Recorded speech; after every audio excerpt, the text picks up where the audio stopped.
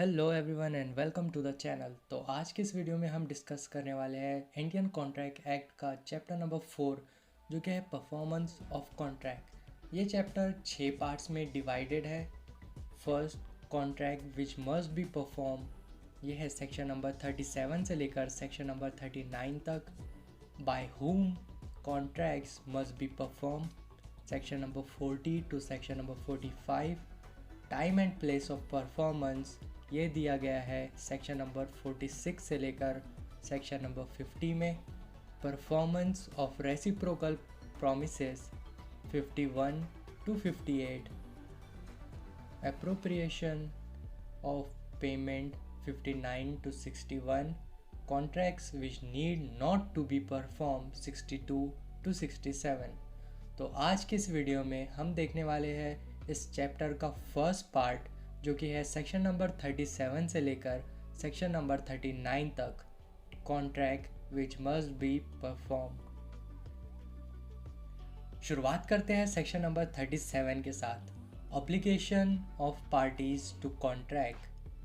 The parties to a contract must either perform or offer to perform their respective promises unless such performance is dispensed with or excused under the provision of the Act or of any other law. Promises bind the representative of the promisor in case of the death of such promisor before performance unless a contrary intention appears from the contract. जो कोई भी party contract करती है वो अपने अपने promise को perform करेंगी, लेकिन अगर कोई लॉ इस प्रॉमिस से मना करता है तो परफॉर्म करने की ज़रूरत नहीं है। अगर किसी ने कॉन्ट्रैक्ट किया और उसकी डेथ हो गई तो कॉन्ट्रैक्ट को उसके रिप्रेजेंटेटिव परफॉर्म करेंगे।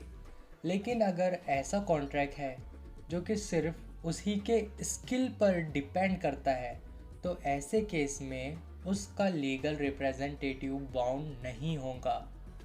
अब इसे एक एग्जांपल के साथ समझते हैं। ए प्रॉमिस करता है बी को कि वो एक सर्टेन डे पर कुछ गुड्स डिलीवर करेगा बी को।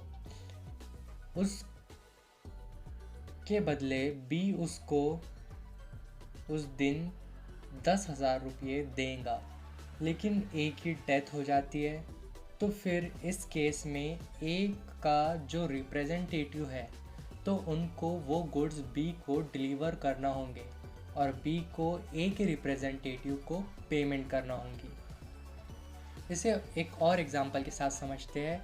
ए प्रॉमिस करता है बी को कि वो उसकी पेंटिंग बनाएगा एक सर्टेन डे पर एक सर्टेन प्राइस में, लेकिन वो दिन आने से पहले ही ए की डेथ हो जाती है तो इस केस में ए के रिप्रेजेंटेटिव बाउंड नहीं होंगे क्योंकि ये काम सिर्फ ए ही कर सकता है। आगे बढ़ते हैं और बात करते हैं सेक्शन नंबर 38 की, जो कि है effect of refusal to accept offer of performance. When a promisor has made an offer of performance to the promisee and the offer has not been accepted, the promiser is not responsible for non-performance, nor does he thereby lose his rights under the contract.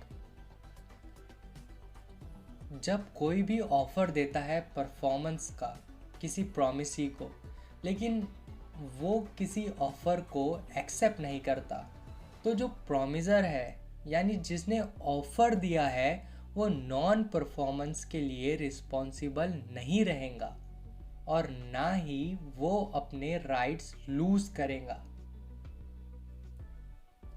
Every such offer must fulfil the following condition. इसमें कुछ condition है। पहली condition ये है कि कोई condition नहीं होनी चाहिए।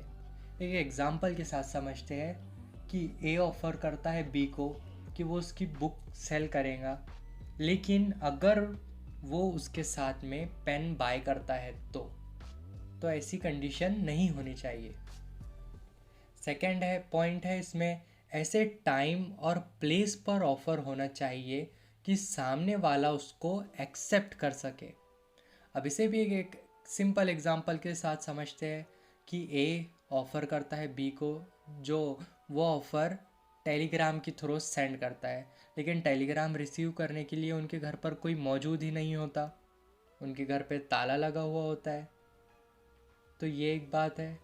एक है थर्ड पॉइंट इसमें कि अगर ऐसा कोई कॉन्ट्रैक्ट है जिसमें डिलीवरी है, तो प्रॉमिसी को रीज़नेबल अपॉर्चुनिटी मिलना चाहिए कि वो उस गुड्स को चेक कर सके कि वो सही है या नहीं।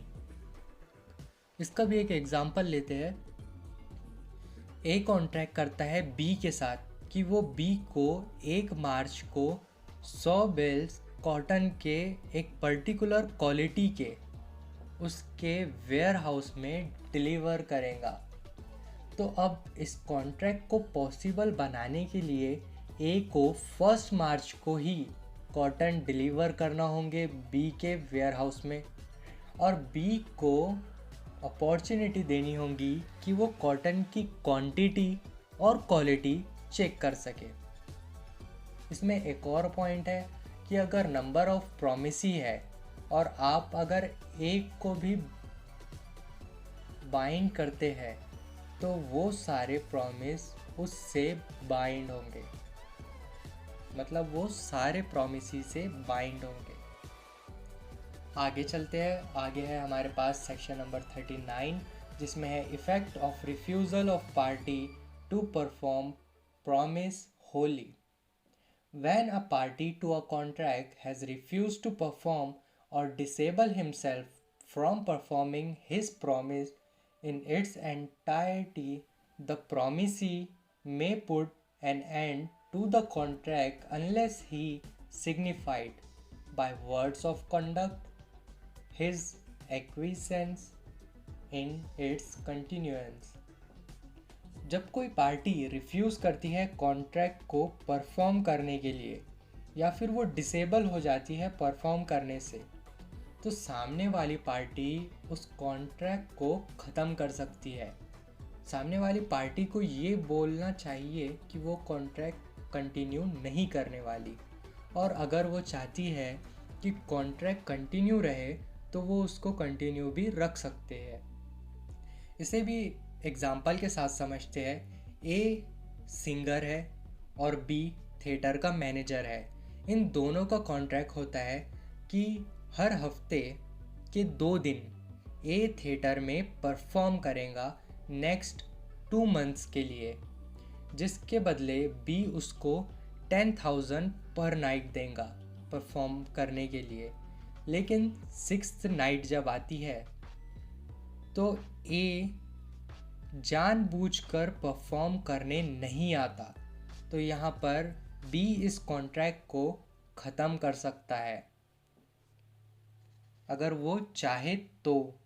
और सेकंड एग्जांपल में वही सिंगर 7th नाइट को फिर से आता है गाना गाने के लिए, तो अगर बी चाहे तो उसको परफॉर्म करने दे सकता है और उससे डैमेज भी मांग सकता है जो उसको एक ही वजह से हुआ, क्योंकि उसने 6th नाइट को परफॉर्म नहीं किया था। तो बस इतना ही था हमारा सेक्शन नंबर 36 से लेकर सेक्शन नंबर 39 तक। इस वीडियो को लाइक और चैनल को सब्सक्राइब करना ना भूले। See you in to the next video.